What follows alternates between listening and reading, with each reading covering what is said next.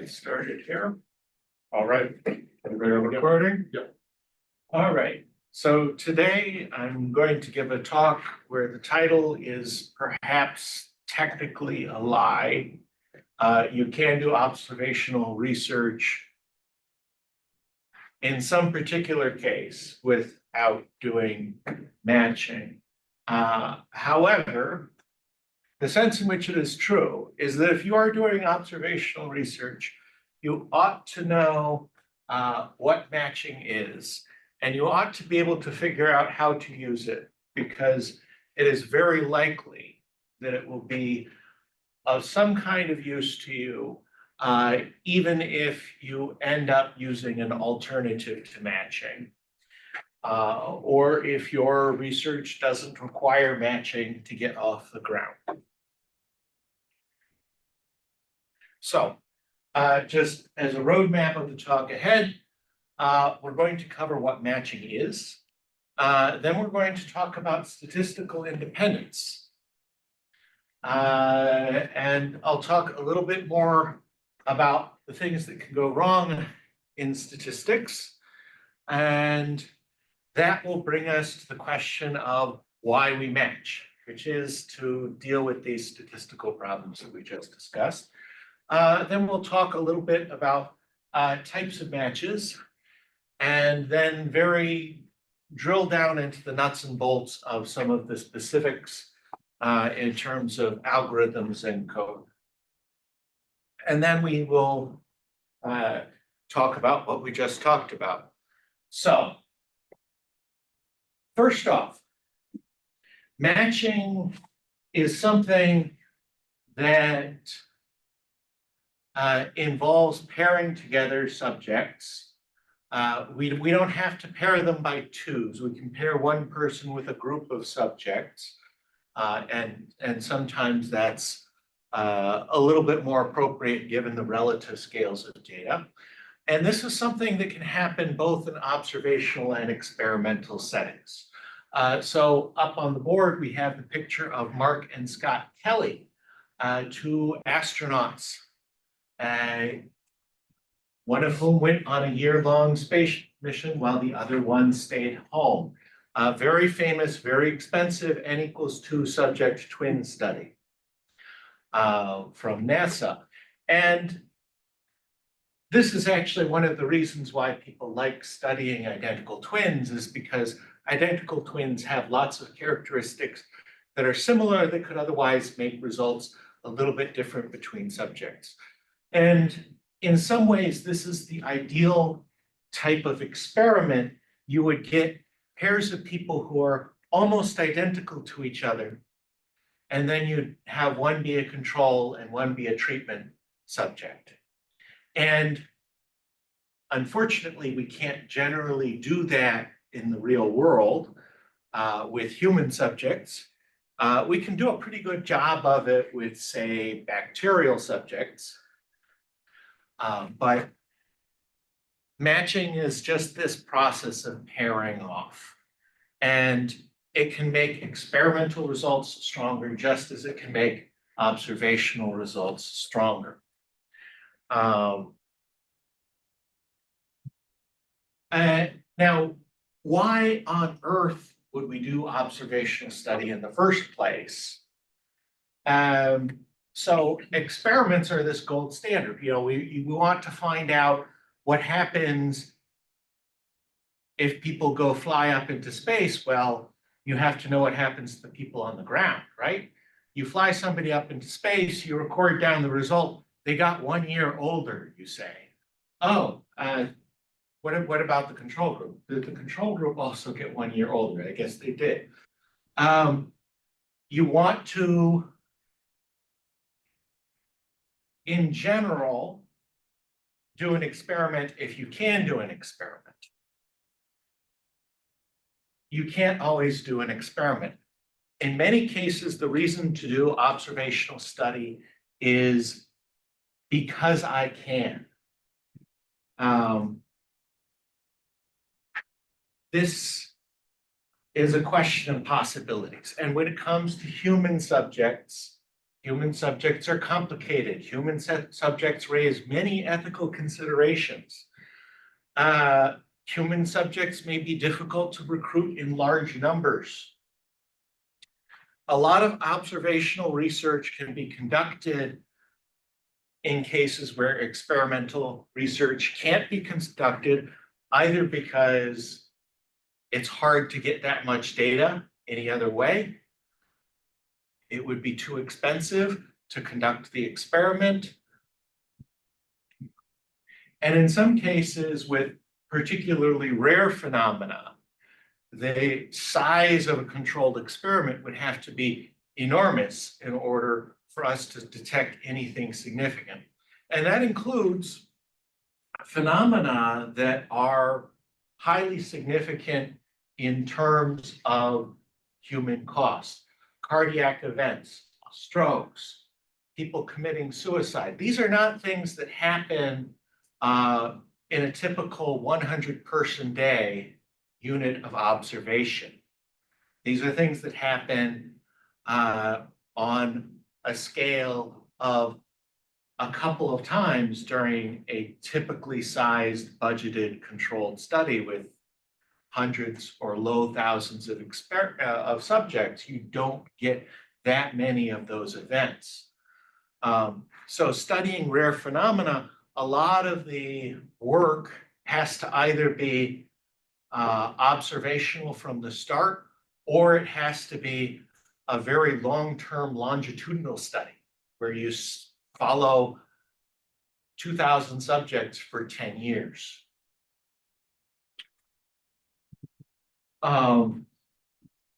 Now, to lay the framework, when we do almost any form of statistical analysis with this observational data that we collected because we have it, and that we're investigating because we can investigate it, and it seems worth investigating.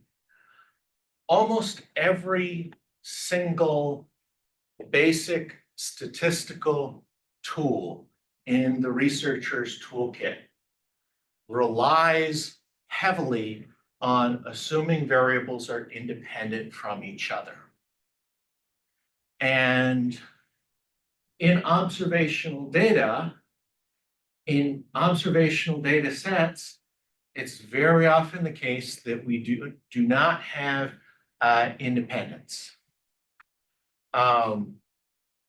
So, for example, people who are sicker tend to be treated more often.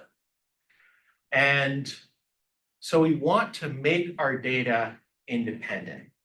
And if we can make our data independent, if our data is independent, we can draw it up to scale with equally sized groups. So if we have, say, two binary variables, the scale of that rectangle there is representing number of subjects in each one of these four categories from two binary variables. If we can squish them into a nice even rectangle, we have independence. If we can't, we have dependence. And what matching is going to let us do, previous slide. So if we look at this lopsided, not quite rectangle, what matching does is it gives us a way to trim this data set back down to a rectangle, which means we have a smaller volume of data, but we have a subset of the original data in which our two variables are now independent from each other. And now within that subset, we can do our normal statistical analyses. Now, the dependence relationships that we're dealing with have a number of different possible relationships in terms of cause and effect. And especially once we go out into the wide world of longitudinal observational data, we may have things that are cyclic. that are self-reinforcing. And then it becomes especially hard to disentangle things because feedback loops are especially difficult. So somebody may gain weight because they didn't exercise as much in a period. And then in the next time period, they may have trouble exercising as much because now it's harder to exercise because it's uncomfortable to exercise when you're carrying 20 or 30 extra pounds.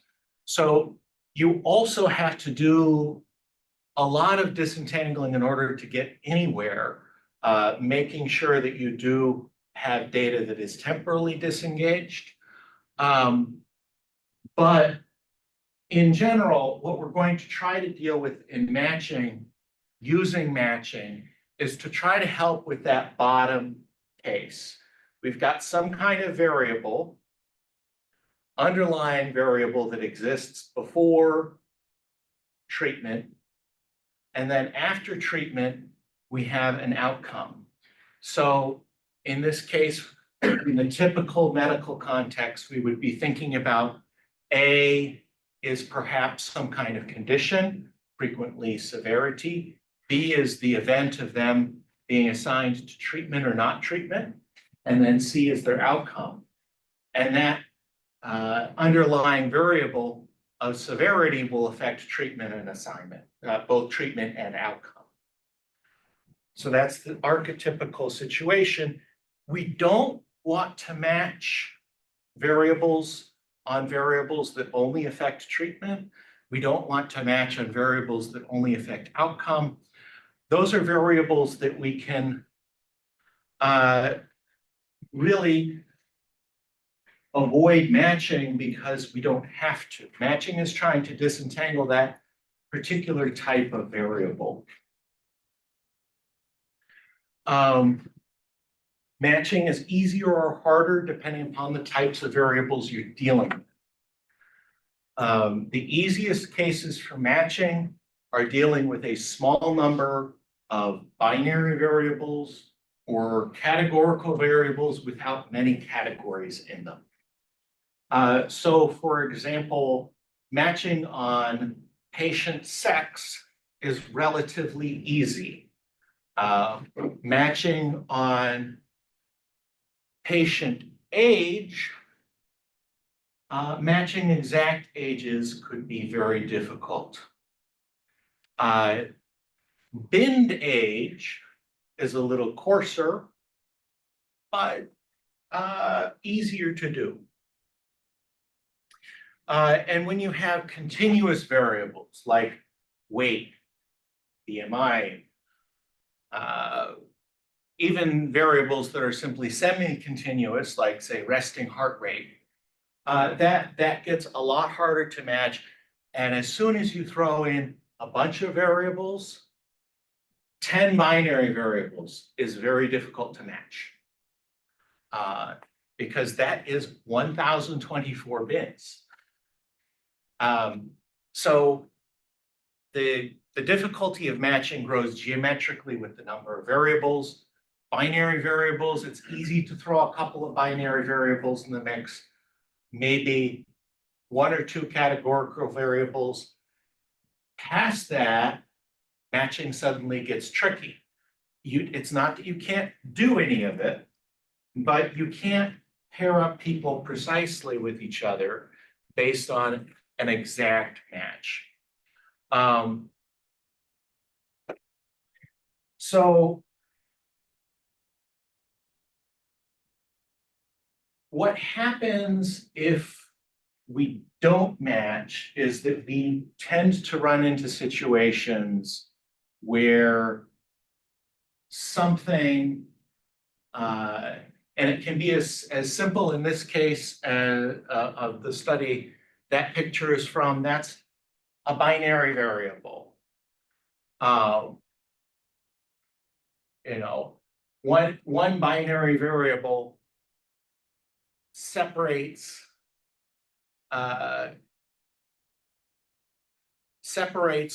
what looks like a downward trend into an upward trend.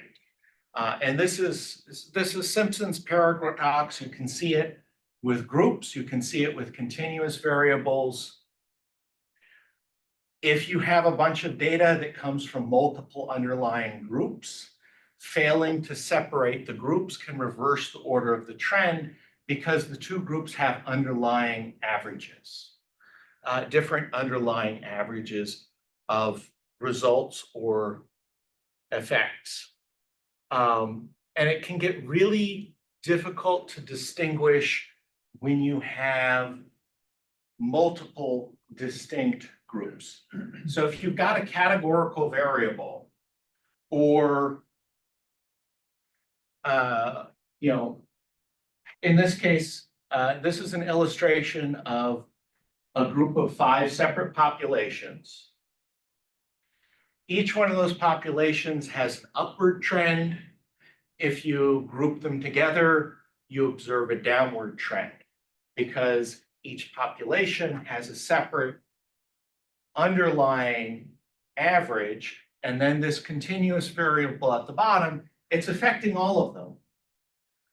But they are simply at a different position on this as a population because of some underlying typology.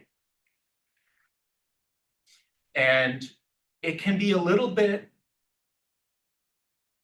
relatively easy to spot something like this if you have just 2 groups. When you have more than 2 groups, such as you have 2 salient binary variables, which breaks you into 4 groups, it gets very difficult to visually distinguish cases like this. So this is why we match. Matching is a form of control. It's a way of trying to reconstruct that experimental plus control random assignment that makes things independent. So what we're trying to do when we match is we're trying to recover statistical independence in the way that we would recover it if we had a properly designed experiment in the first place. So we pair people up to be as similar as they can so that we can pretend we took each one of them and assigned them to control or treatment with 50-50 probability. We want to be able to throw our group back up on that probability diagram and see suddenly the result and the treatment. We want that relationship. We want those to still be dependent of each other. But this other variable, this variable that affected assignment to treatment and outcome, usually severity, severity is now independent of treatment within our altered data set. Now, matching won't solve everything. For one thing, you usually either can't match on all the variables you have, or you don't have all the variables that matter. That's often an issue. So the matching usually mitigates the problem rather than eliminating it. Usually there's something else in the mix because human subjects are complicated, and we're usually talking about human subject observational data here. Another thing that happens with matching is that you're reducing the effective size of your data. So if you think back to that rectangle we showed earlier, where big chunks were hanging off, trimming that down to a small balanced subset, where within that balanced subset, severity and treatment are now uncorrelated, that's a lot of data to cut off. And in particular, we're going to tend to totally lose the tails of the distribution. So in a lot of medical data sets, the most severe people are always being treated, and the least severe people are never being treated. You walk into the ER with a hangnail, they don't give you CPR. So we always have to account for that loss of data volume, and that's something that's easy to forget. You'll get out this altered data set at the end, and the number of things that appear to be in that data set may not be your number of effective subjects for statistical purposes, especially in terms of estimates of variance. And here's a particularly pointed example that's now very, very settled science that shows you both the benefits and limitations of matching. So this was actually a collection of 3 studies, one in Britain, one in the US, one in the United Kingdom, about the effects of smoking on mortality. Now, if you look at the first line in that table, you'll notice that for Canadians and Americans, cigarette smokers have almost exactly the same risk as non-smokers of dying. And cigar smokers in all 3 of those studies, cigar smokers and pipe smokers, like the gentleman in the picture, cigar smokers and pipe smokers face a severely elevated risk relative to cigarette smokers.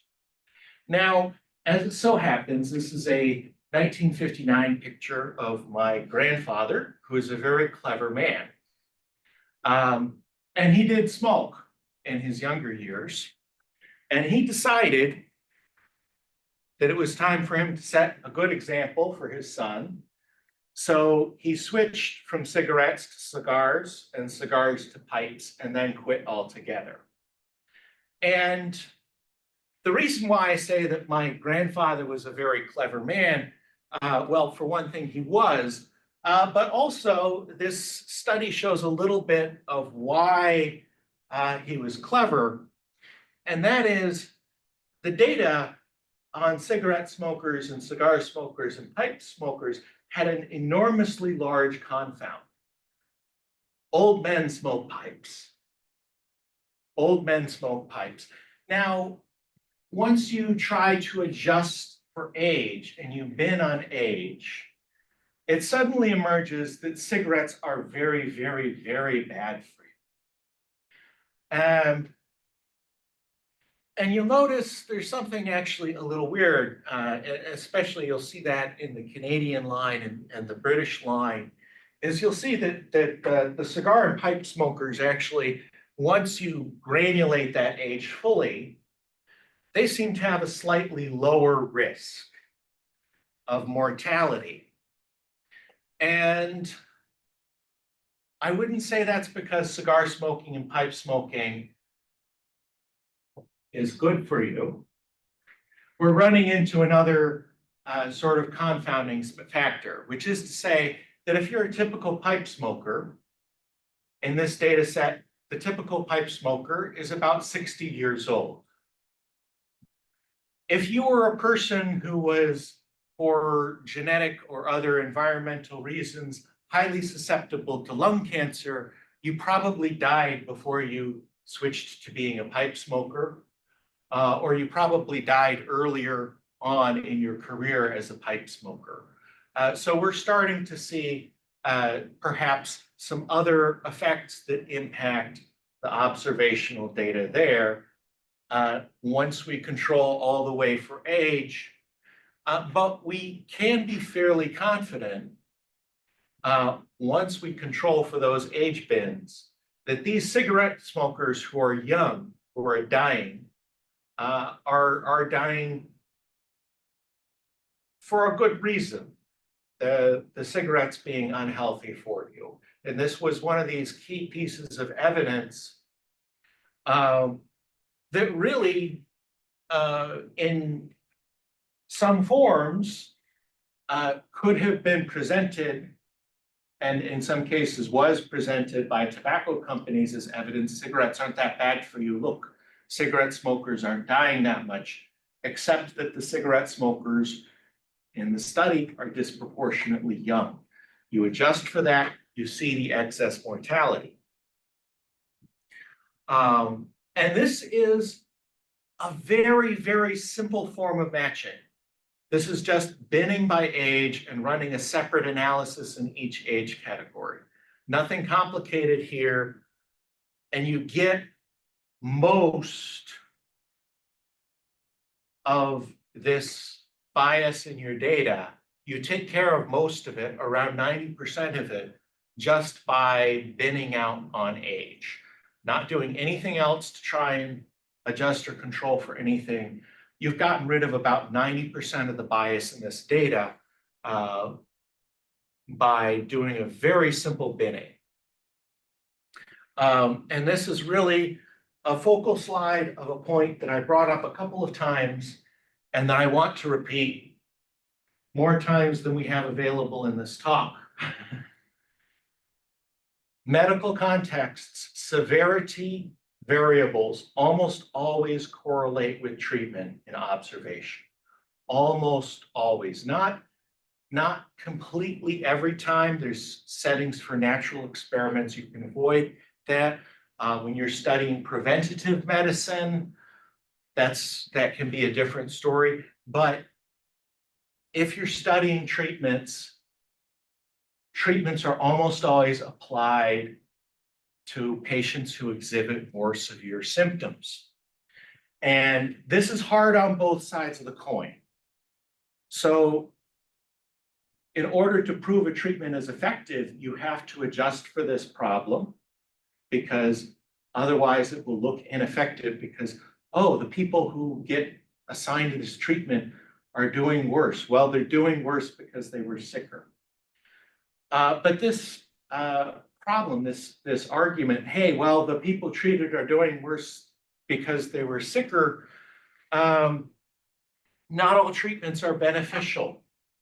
King George III had a little bit of trouble with his mental health. His doctors gave him a lovely bit of medicine for it.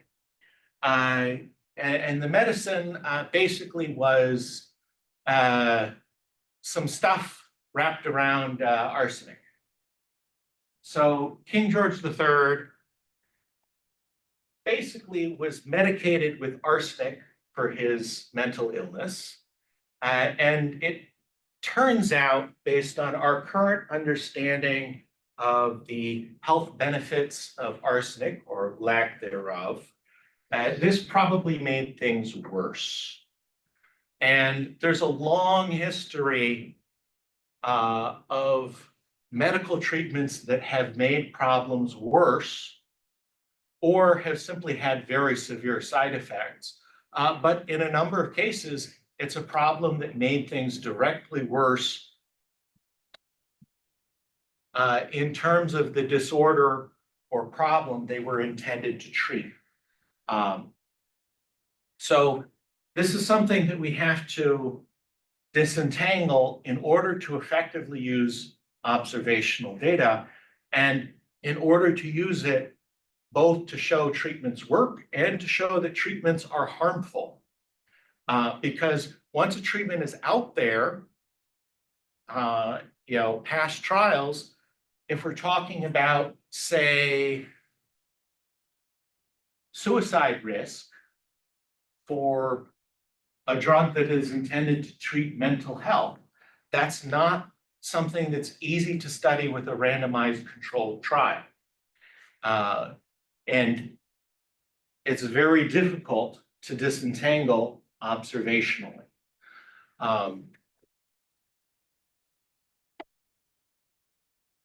So getting into the nuts and bolts of matching, there's a series of questions that don't have a right or wrong answer not a universal one, that answer what type of matching you're doing.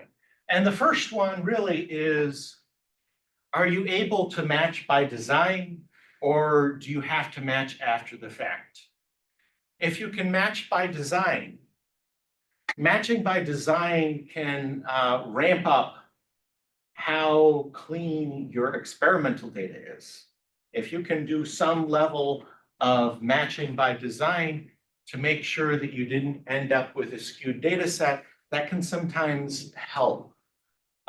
If you know ahead of time you have variables that will affect outcome, trying to make sure that those variables are balanced between control and treatment groups a priori means you won't accidentally be in a p equals 0.05 distribution of your division of those randomly. You have about a 5% chance by random assignment of generating a p equals 0.5 significant difference in the sex distribution of your data set, for example. And so some cases, it helps to actually put the finger on the scale when you're dealing, particularly with a small data set where getting an accidentally imbalanced data set is easy. A second question is whether you match one-to-one or you match one-to-many. In some cases, in your observational data, the treatment group may be very small or the control group may be very small. And in that case, it may make sense, instead of trying to do analysis on an incredibly small data set, try to do an analysis on a data set where at least one half of it is large and the other half is still small, and that's still a limiting factor. But you don't have to throw away 95% of your data set because only 2% of people were treated. You can do one-to-many matching, and that's sometimes appropriate when you have a data set where the volumes between, say, treatment and control are really not remotely identical. Another thing is that you can be matching. If you're matching, you may do matching matching with replacement, matching without replacement. Matching with replacement is a form of one-to-many matching, but it's one-to-many matching where the amplification happens through statistical drawing. And what happens is, instead of so you can do one-to-many matching where you match many distinct cases to one nearest case. And each of those one nearest cases matched the same many. So you could do a 10-to-1 matching.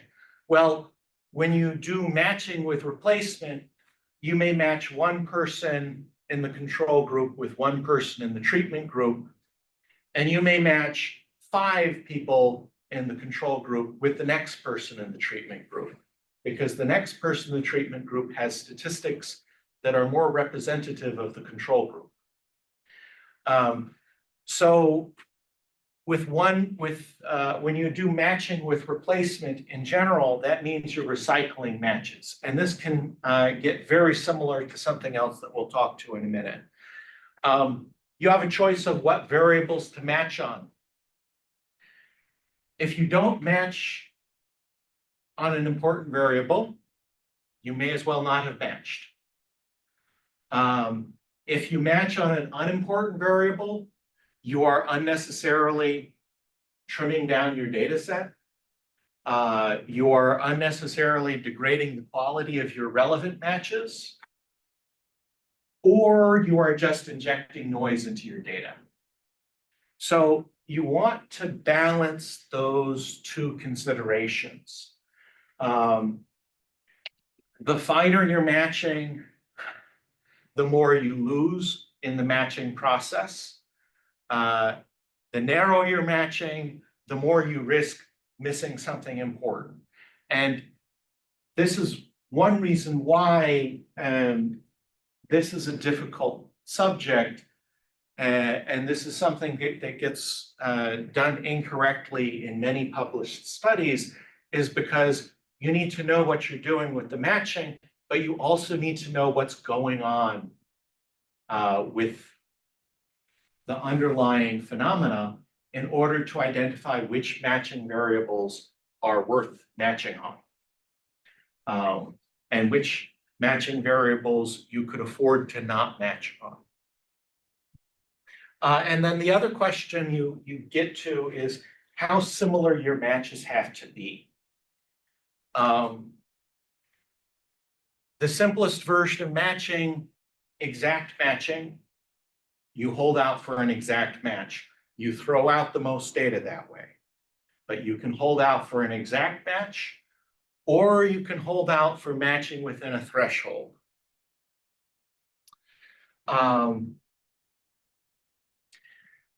And I think I will skip this for time.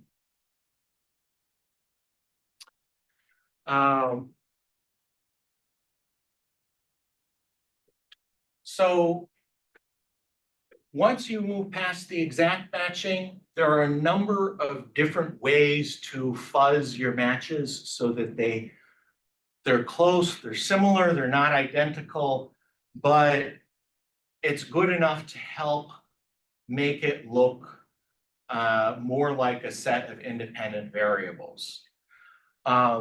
So you can do matching where you coarsen variables, particularly continuous variables. You bin things. You may even bin together categories. You might have 6 levels of severity. You might bin that down to 2 or 3 levels.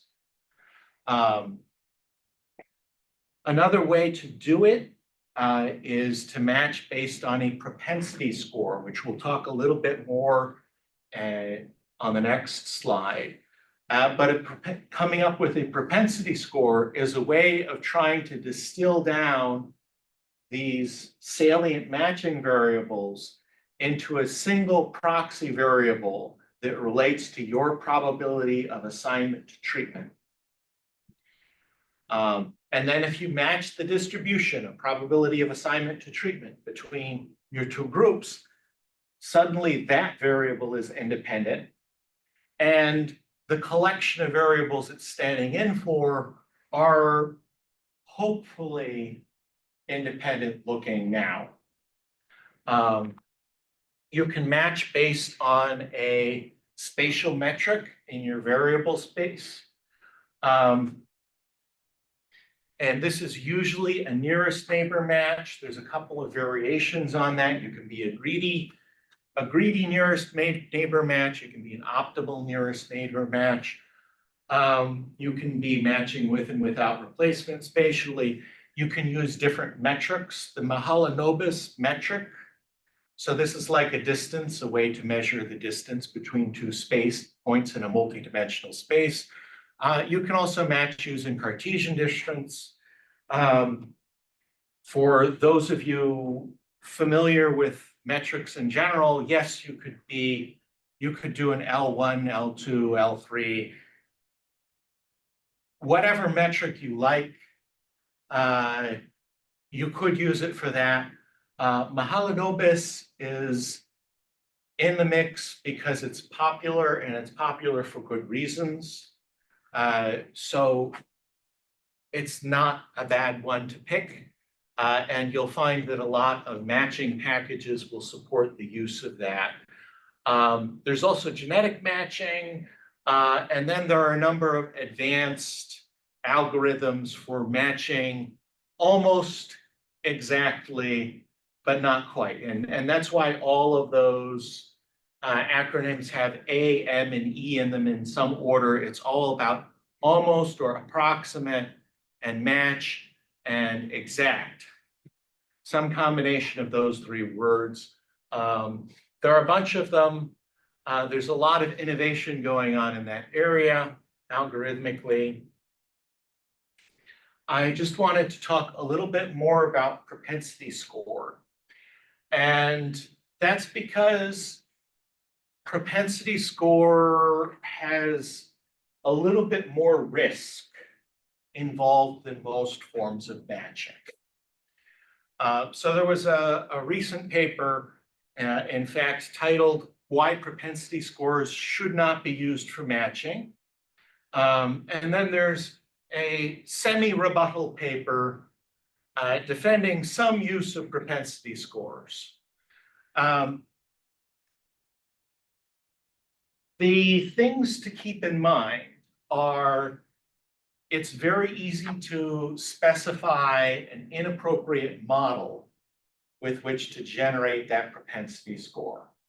And that makes things very tricky. And another thing that's tricky with propensity scores is that the collapse to the propensity score may generate matches that in the underlying space are not very close looking. So the use of closeness calipers with propensity scores is popular, but a propensity score matching that uses calipers can actually make the balance of the set worse in some cases. So my advice in general is that propensity score matching is something you should approach somewhat cautiously, and you should be very careful to make sure that your propensity score is appropriately specified. So that means you have a good sense of how these variables are affecting, say, your treatment variable. You're comfortable, and in many cases, I would say it's often good for the propensity score to be something you constructed yourself separately so that you can look at that propensity score and figure out what's going on with it. It is actually on the tricky side. It makes the matching side of the algorithm easy because suddenly you're just working in one dimension. But the tricky part comes in the collapse to that one dimension. And one thing that you can do with a propensity score is not match at all. So a propensity score is a probability. It's a probability of being in a treatment group. And so if you calculate a propensity score, you have the probability of treatment. And if you have the probability of treatment, you can use an inverse probability treatment weight, which isn't drawing and pairing up at all. It's just reweighting the data so that we amplify the parts of the data that need to be amplified. And this is happening on a continuous basis. So we're avoiding the discretization that happens in propensity score matching. So in some ways, inverse probability treatment weight, it's an alternative to matching. And I do feel like it's the natural, easiest use case for propensity scores in some ways. If you're going to a propensity score, if you're creating a propensity score, this is something that could get you there. Now, one thing that happens with this is it really highlights the problem of the tails, because if you have a probability of 0 or 1 in inclusion and treatment, there's no way to balance that bin. So It highlights that problem. It doesn't deal with it. There's not much that deals with that very well, though. And there's several libraries that you can use for that, that I'll refer to. If I remember right, IPW and Twang are libraries. I think CausaLib might be Python 1.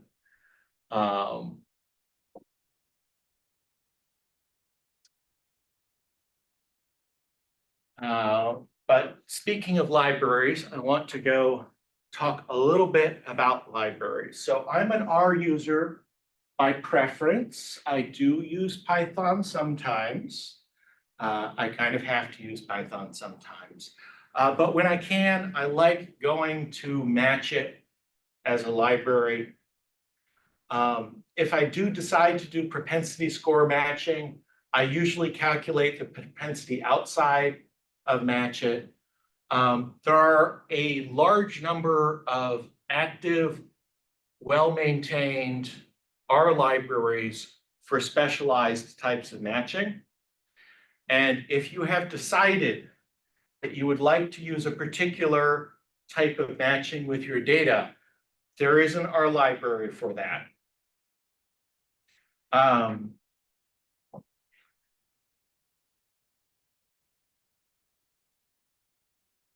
And this is my slide where I tell all the lovely things that I love about Matchit. And that's basically that Matchit will do pretty much whatever matching you want it to do. It will do all of the standard forms of matching that were not developed in the last 20 years. And a few of the ones that were developed in the last 20 years. And it has a lot of built-in analysis as well, so you can check what your balance statistics actually look like after using Matchit. And oh yes, that available in Python is a lie. I keep hoping it's available in Python, and I didn't correct that slide, sorry. For some reason, I keep thinking it's going to be available in Python, and nobody's ported it. But if you want to port it, that would be lovely. This is just an example of using Matchit.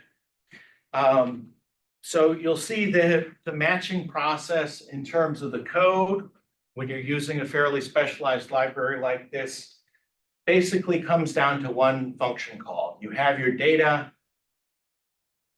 you tell it what variables it's looking at for modeling this matching, and you're telling it, hey, go do the thing. And if your data isn't too huge and the matching isn't too complicated, it will crank through it fairly quickly. If your data is huge and your matching is complicated, you may want to take a break. And this is a demonstration of what the Matchit library will just plot for you using its built-in plotting method. So you'll see that this wasn't a perfect match, but our distribution of severity between treatment and control group is a lot better. We've just gone down to 241 matched cases in each of those two bins. But now the severity distribution looks very similar, and we can try and tease out the effect of treatment on outcome without worrying about severity. So Python. Here, there's no equivalent to the library Matchit. I'm sorry. But there are a variety of relatively specialized libraries for doing one particular thing. So I'll call attention to CEM. There's also a CEM package in R. Coarsened exact matching. So if you want to do coarsened exact matching, or if you want to do exact matching, that's a convenient library to go lean on. There's a propensity score matching library that I've linked to. There's an older version with a similar but slightly different name that has known bugs in it. So use this one, not the one that has those letters in a slightly different order. And then there are a couple of libraries specifically built on creating a causal inference ecosystem. So these are packages that are broader than Matchit, and they don't have as many different matching options as the Matchit library, but they have a bunch of other causal inference tools that you might want to use if you're doing observational research. So I'm highlighting causal inference and causal ML. Both of those are good libraries. And also the Dame Flame algorithm that I mentioned earlier, they have a Python library. My experience has been that it's kind of on the slow side, but it's supposed to be a good algorithm in terms of the matching output at the end of it. And then this is just an example, complete example, given dummy data, of using the CEM Python library to generate a coarsened match. And it's giving you a measure of balance at the end. You'll notice the E-17 at the end says that that balance was achieved very well. This was a dummy data set where it was relatively easy to balance it, same dummy data set as in the other slide. And you'll notice that it has the coarsen and the match calls separately. So you can do a manually structured coarsening with the bins of your choosing, or you can even just call match from this library and it will hold out for an exact match with your uncoarsened variable. And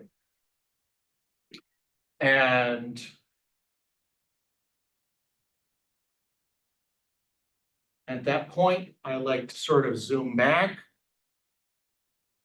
Ideally, your data should look matched, whether you're running an experiment or an observation. With experiments, we usually get there by relying on the law of large numbers to do it for us.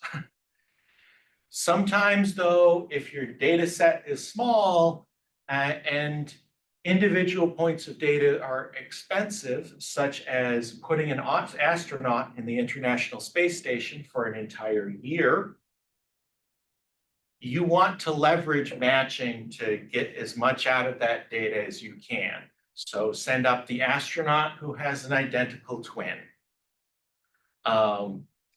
So in general, the whole point of matching and of also many of the alternatives to matching is to construct a situation where we have artificially obtained statistical independence from a set of observational data where the variables are not independent. So we're artificially constructing a smaller universe in which our variables are independent.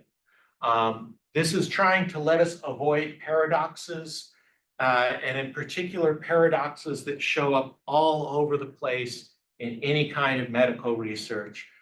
It shows up in observational data on smoking. It shows up in observational data on multivitamins. It shows up in observational data on whether CPR causes people to live or not. If you can imagine that observational experiment, look at all the person hours of data you can collect. Count the cardiac deaths. See if that person received CPR in the previous hour. You will find CPR is strongly associated with cardiac death. You want to avoid the paradoxes. Sometimes the paradoxes are obvious, but the severity treatment thing tends to be everywhere in medical research, and you just have to try to work around it. I talked about the benefits of matching, which come back to we're trying to construct statistical independence where it doesn't exist, and we're trying to avoid especially paradoxes of aggregation, Simpson's paradox being one of the most dramatic ones where we reverse our effect accidentally. And then we decide something like, oh, maybe we should be using arsenic to treat mental illness. No. And then we talked a little bit about specific libraries, and in particular for R and Python. I made a recommendation for Matchit as somebody who loves using Matchit. There are many other options. You can even do this yourself. If you're comfortable with doing a little bit of coding, it's not difficult to do this yourself or to leverage, say, scikit-learn's nearest neighbor classifiers.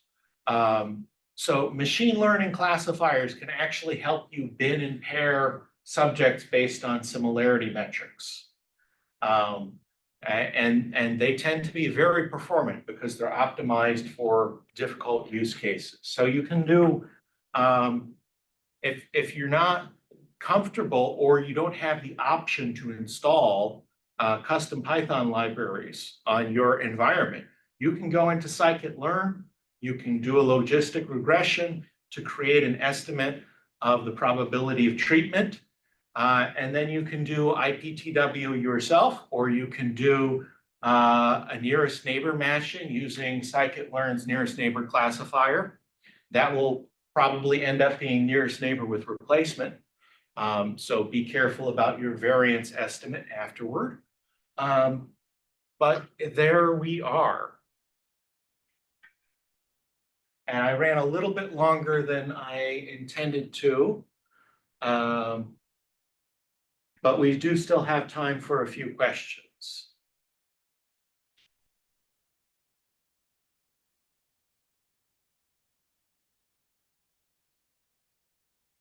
I was interested, you showed a graph earlier with the severity distribution for before the matching was conducted and after the matching was conducted. I guess yeah, it would be easier to ask the question looking at the graph. Yeah, I'm going to switch to the PowerPoint view. And here we go. Question away. Yes, so the left-hand side is just the two groups, and then the distribution of severity, right? But then how does that, like, what does the data on the matched side represent? Okay, so in both cases, the y-axis is severity. Now, this matched one, this is actually still the two groups. It's just very hard to see the two groups except at this little peak area where you can see the gray line and the black line separating. Gotcha. But when, wait, so is, so the, wait, sorry, this is just me being, the correct that. right? The severity is this axis, this is density. Okay, great, yeah. So density is the y-axis and severity is the x-axis. So we're looking at density plots. Okay, so then it looks like so when you applied the matching algorithm, the darker group didn't change and the lighter group converged on the dark, got very close to the darker group. Yeah. Because in that case,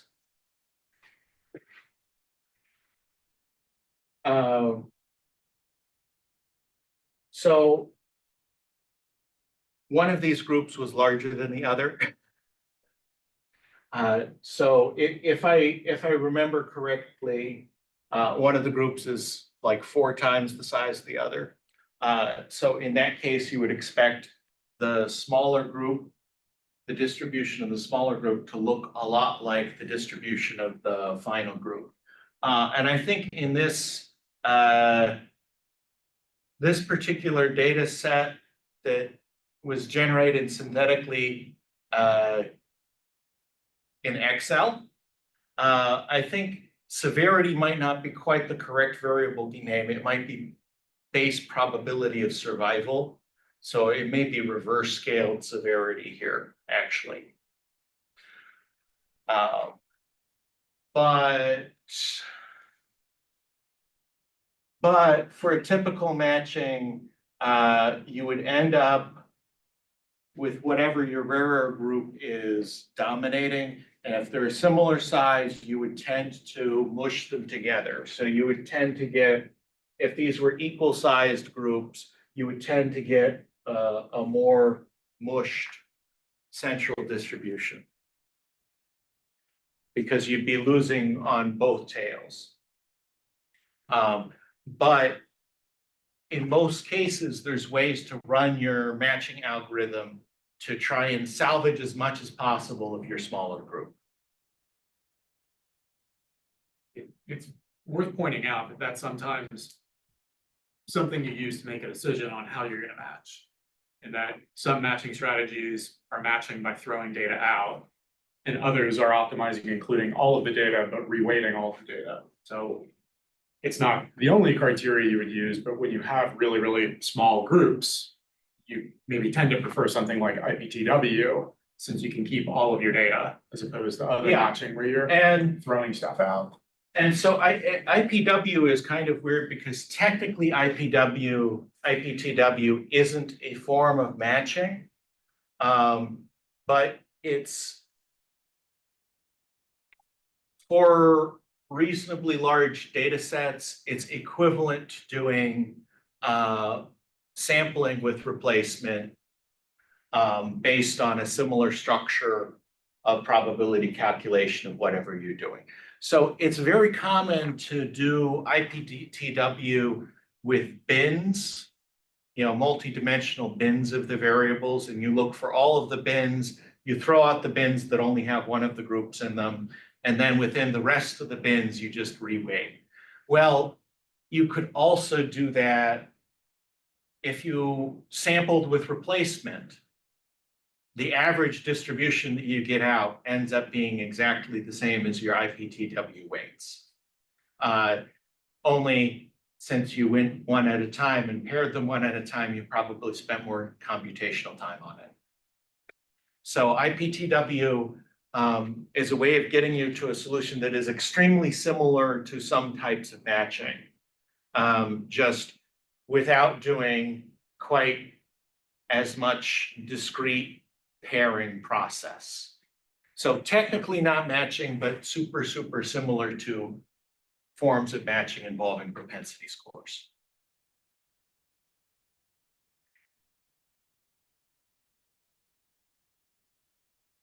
If that makes sense. I mean, this is all new for me, so like, yeah, it does. And wait, so is IPTW just like for each bin, you assign a weight depending on how rare the bin is, so that you then end up with like even bin? Well, the binning is the way you come up with the probability score. So you can do IPTW with any probability score that you come up with, and that might be something that you came up with. You could do that, come up with a probability score using a logistic regression. You could come up with a probability score using a random forest. So there's a lot of different ways to come up with the probability score.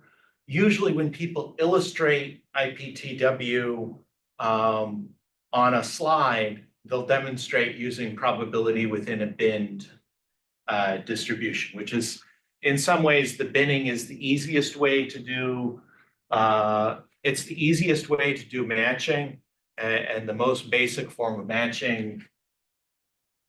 Early on, especially like 1968, how do I do matching? Well, I don't have a personal computer, but I can divide my data into bins where in each bin, most people are approximately the same age.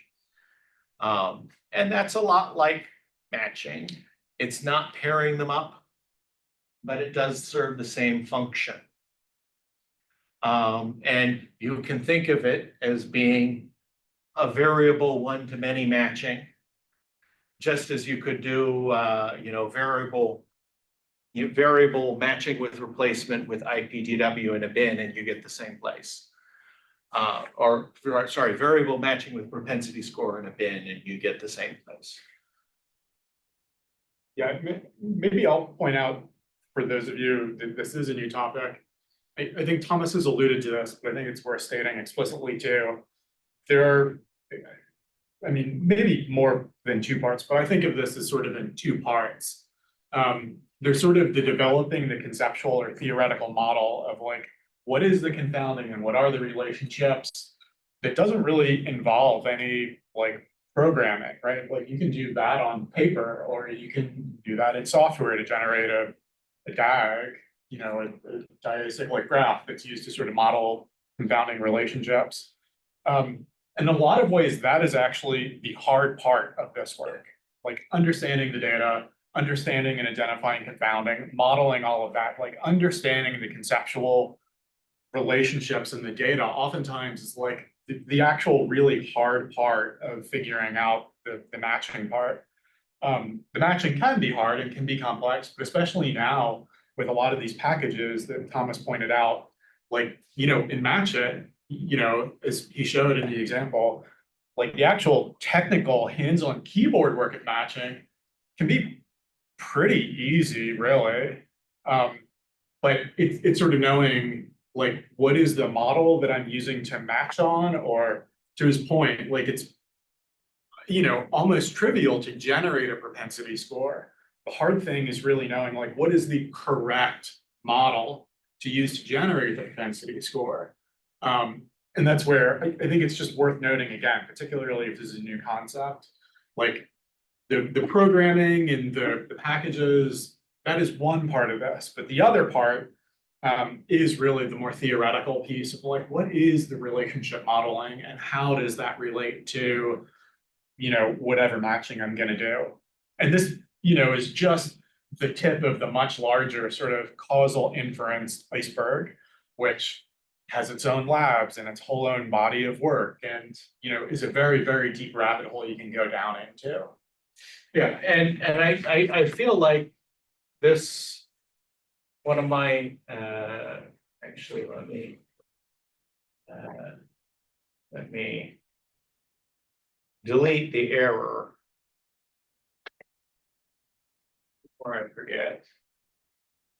Match It, not available in Python.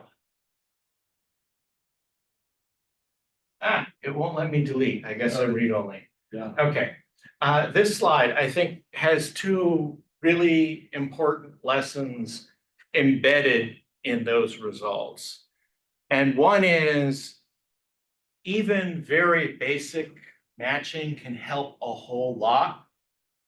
And it helps a whole lot when it comes to cigarette smokers. Cigarette smoking as a habit was incredibly bad for you, yet it could be difficult to prove this using observational data, and you couldn't really run controlled experiments on it. But it also shows you something a little subtler, which is even once we've done our matching, like the basic matching helped a lot, but we still actually come up with the conclusion that in Canada, smoking a pipe is good for you.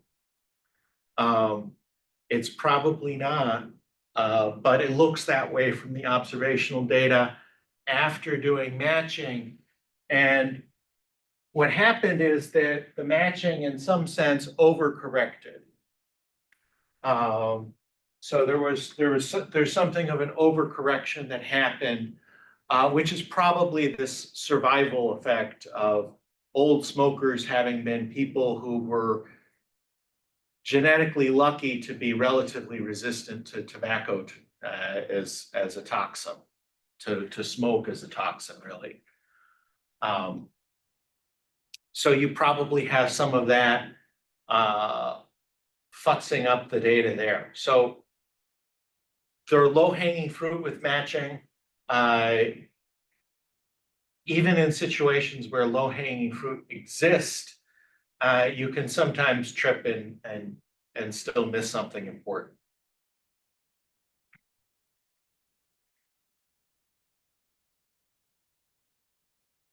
But very, very often, if you have an unmatched data set and you have something wild and crazy going on, very often a matched version of the analysis will clarify a lot.